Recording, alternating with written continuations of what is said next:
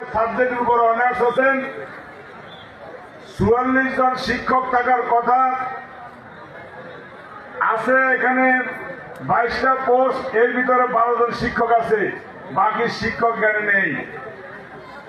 এই অবস্থায় আমি যে কয়েকটি কথা বলতে চাই, এই কলেজের পূর্ব নাম আপনারা সবাই জানেন।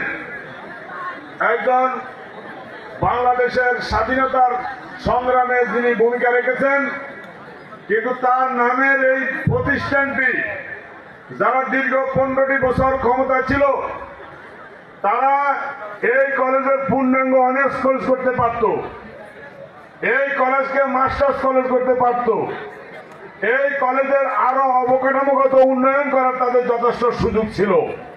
কিন্তু ওই দল, ওই ছাত্র সংগঠন শিক্ষা বান্ধব না হয়ে তারা গণতন্ত্রকে হত্যা করেন।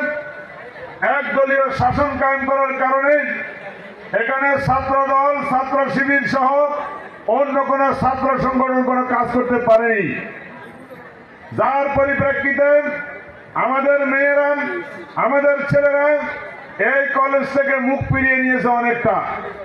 এখানে আসলেও ভর্তি হওয়ার পরে তারা তাদের ইজ্জতের নিরাপত্তা, ফিজিক্যাল নিরাপত্তা এবং সামগ্রিকভাবে তারা নিরাপত্তাহীনতার ভিতর দিয়ে তারা এখানে ক্লাস করে কোনরকম তাদের সময় পার করেছিল। বিগত ১৫টি বছর এই কলেজের ফলাফল খুব একটা ভালো ছিল না। আমি আজকে যে কয়েকটি কথা আজকে আমাদের প্রধান বক্তার কাছে অনুরোধ করতে চাই এবং আমাদের আজকের মান্যবর সভাপতি অত্র কলেজের অধ্যক্ষ মহোদয়ের কাছে বলতে চাই, আপনারা উদ্যোগ নিলেন। আজকে প্রধান অতিথি যিনি ছিলেন তিনি যদি থাকতেন তাহলে আমি সবাইকে সম্বোধন করে এই কথাগুলো বলতাম। এই কোম্পানিগঞ্জ কলেজ কোন দলের নয়, এই কোম্পানিগঞ্জ কলেজ হচ্ছে কোম্পানিগঞ্জের ৫ লক্ষ জনগণের।